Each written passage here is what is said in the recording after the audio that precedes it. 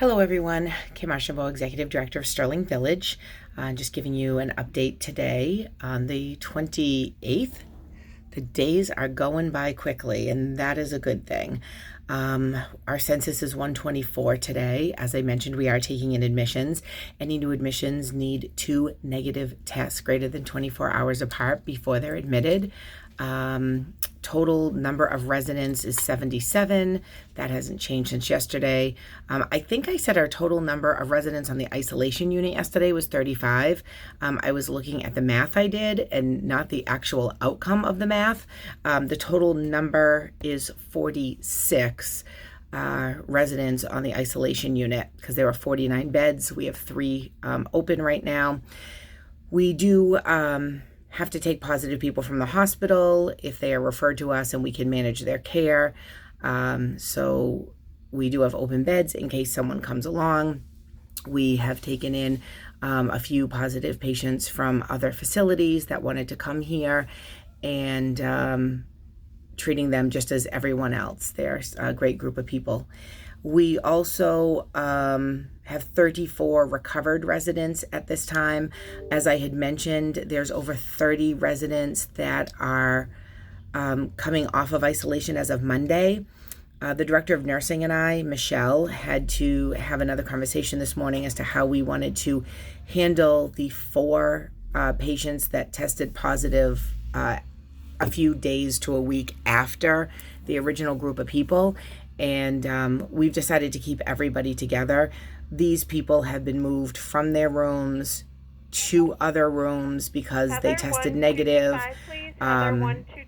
watched, surveillanced for signs and symptoms, and also retested, and all but one was positive, which is not a shock to us. They've had exposure, and then move back over. So we just don't want to move them again. They're doing well where they're doing right now. So as much as no one wants to be in an isolation unit for another week, a lot of folks on the Birch unit usually stay on the unit to begin with. So nothing will really change for them. They can't catch anything differently. Once you've had it, it looks like you're good for now, as far as everybody, the doctors in epidemiology through the State Department have told us. And we'll have them all come off together 4 to 5 days later. I think it's just the best for them to do. If anyone has questions, you can always reach me. My cell phone's 978-895-0147. 2 things had come up. One was about people that test positive and are in a room with someone who is negative. So the thing is, if there's 2 people in a room, which is the biggest that our rooms hold, is 2 beds, and one's on the left side, one's on the right side. So that's a plus that people aren't right next to each other.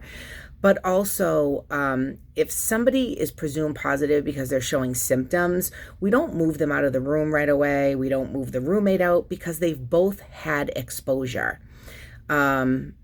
We test the person who is showing symptoms. We close the curtains for either of them, and have them wear masks if they can, if they will. They're both put on precautions. They're both to stay in their room because they've both had exposure. We have had exposure by being on the floors with them. We have to take precautions when up on the floors also. And even in the rest of the building towards each other. I'm in my office. I don't have my mask or my goggles on. There's no one else in here with me. It's my office. Different when I go up on the floor. Sometimes I'm in full body gear if I do go up on the isolation unit. Getting back to my point is both people have been exposed. And we do test the person showing symptoms because if they're negative, then they come off and we assume that they're both negative. But if they turn positive, then they get put over to an isolation unit.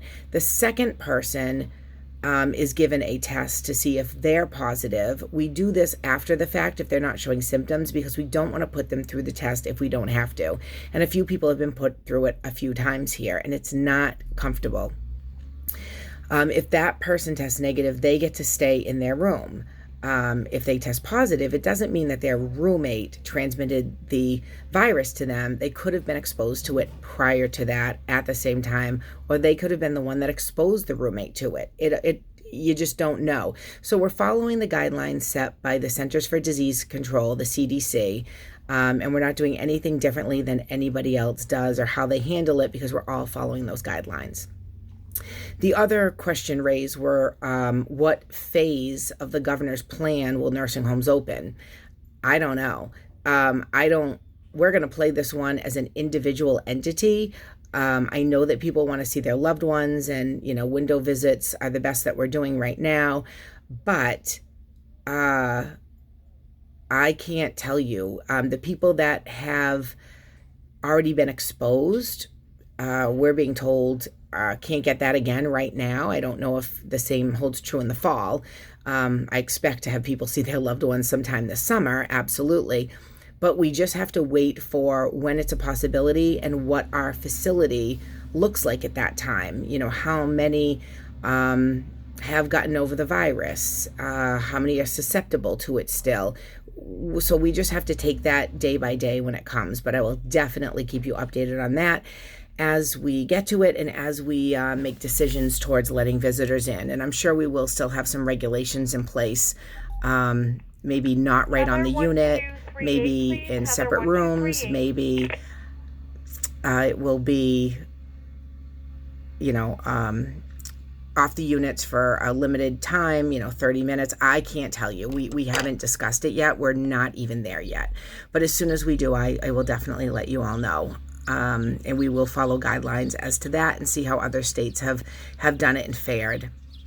I heard that there's a big outbreak going on right now in the hospitals with COVID positive patients. I don't know if that has to do with people that headed out over the weekend or went to different states, went out different places. I don't know that information yet, but we just have to be really cautious. And I'd like someone else to be the guinea pig before we are. Our doctors say it might be a blessing in disguise that some people were exposed to this. Unfortunately, some of those lovely people didn't make it through that, and that's tough. And I also have to think about our staff members too.